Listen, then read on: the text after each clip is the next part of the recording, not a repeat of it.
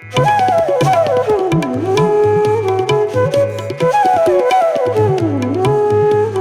Everyone, आप सभी दिवाली की महत्ता को तो समझते ही होंगे। आज ही के दिन भगवान राम 14 साल के वनवास के बाद अयोध्या वापस लौटे थे और उनके आगमन से पूरी अयोध्या नगरी जगमगा उठी थी। पर आप सबको ये सब तो जरूर मालूम होगा। आज के इस वीडियो में हम बात करेंगे दिवाली के इकोनॉमिक एक्टिविटी के इम्पैक्ट के बारे में।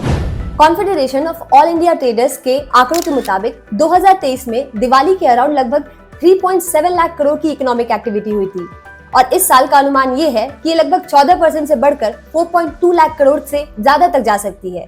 आप इस चार्ट में इस ब्रेकडाउन को देख सकते हैं।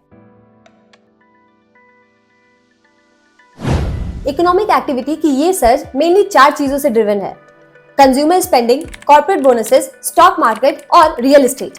आइए इसको थोड़ा और डिटेल में समझते हैं। दिवाली सीजन के फर्स्ट वीक में ही लगभग 55,000 करोड़ की ई कॉमर्स से सेल हुई है।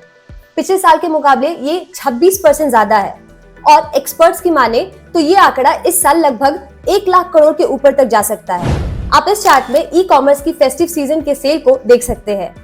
अब इसे थोड़ा सेगमेंट वाइज भी देखें तो हमें पता चलता है कि इसमें सबसे ज्यादा कंट्रीब्यूशन मोबाइल की, फॉलोड बाय फैशन और उसके बाद इलेक्ट्रॉनिक्स की है। Gold and jewellery market. Bharat में दिवाली के अराउंड गोल्ड के परचेज की काफी क्रेज बढ़ जाती है। हालांकि इस साल एक्सपर्ट्स का ये प्रेडिक्शन है कि इसमें डिक्लाइन आएगा, लगभग 12 से 15% तक का। और इसका सबसे इंपॉर्टेंट कारण है गोल्ड के बढ़ते प्राइसेस। और आजकल लोग ज्यादा भारी भरकम ज्वेलरी के बजाय प्रैक्टिकल डिजाइन के पीछे भी भागते हैं ताकि चीजें उनके बजट में आ सके। आप इस चार्ट में गोल्ड के प्राइस के फ्लक्चुएशन को दिवाली के अराउंड देख सकते हैं। हमें इसमें साफ साफ दिख जाता है कि दिवाली के अराउंड गोल्ड के प्राइसेस बढ़ जाते हैं और ठीक दिवाली के बाद इसमें 2-3% का करेक्शन भी आ जाता है। Real estate. Diwali is also the prime time जब भारत में लोग रियल एस्टेट में इन्वेस्ट करते हैं। डेवलपर्स भी इस ट्रेंड से काफी अच्छे तरह से वाकिफ है, इसलिए इस टाइम पे वो हेवी डिस्काउंट्स देते हैं ताकि कस्टमर्स को अपनी तरफ ल्योर कर सके। सिर्फ दिल्ली एनसीआर के रीजन में ही डेवलपर्स ने लगभग 1 लाख करोड़ के नए प्रोजेक्ट्स को लॉन्च किया है, जबकि पिछले क्वार्टर में प्रॉपर्टी की सेल्स में लगभग 11% तक की गिरावट आई थी। फिर भी डेवलपर्स को ये पूरा कॉन्फिडेंस है कि दिवाली के समय ये सेल्स जरूर पिकअप कर जाएंगी। ऑटोमोबाइल। भारत में लगभग 30% कार की सेल्स फेस्टिव सीजन के दौरान ही होती है और इस टाइम पे ऑटोमोबाइल मेकर्स बहुत सारे नए नए ऑफर्स भी लेकर आते हैं और इन ऑफर्स का फायदा हमें दिखता भी है। इस साल अक्टूबर के पहले वीक तक ही लगभग 4 गुना लोगों ने कार की इंक्वायरी की।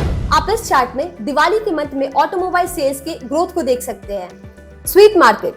दीपावली की बात हो और मिठाइयों की बात ना हो, ऐसा कैसे हो सकता है? मीडिया की रिपोर्ट्स के अनुसार मिठाई की दुकानों की 30 से 35% की सालाना की सेल्स इन्हीं कुछ हफ्तों में आती है। इस चार्ट में हमें मिठाई के सेल्स की डिटेल्स भी दिख जाती है।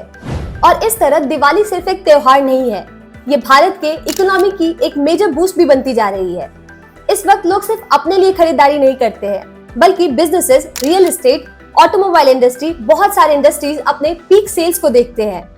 और आने वाले समय में जैसे जैसे हमारा देश आगे बढ़ रहा है, फेस्टिव सीजन की ये इकोनॉमिक एक्टिविटी नए नए रिकॉर्ड सेट कर रही है। तो आइए इस दिवाली अपनी इकोनॉमी को और ऊंचाई पर ले जाए by celebrating responsibly, spending mindfully and supporting our local business people. आप सभी को दिवाली की हार्दिक शुभकामनाएं। मैं मिलूंगी आपसे अगले वीडियो में, तब तक के लिए बाय बाय।